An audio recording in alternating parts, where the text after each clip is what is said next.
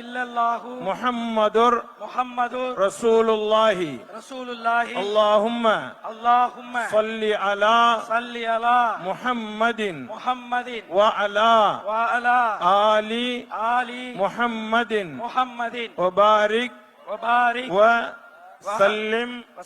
அலைஹி اللهم لك صمت وبك آمنت وعليك توكلت وعلى رزقك أفطرت فتقبل مني يا الله உனக்காகவே நோன்பு நோற்றோம் உன்னுடைய அருளாலேயே நோன்பை திறக்கின்றோம் எங்களுடைய நோன்பை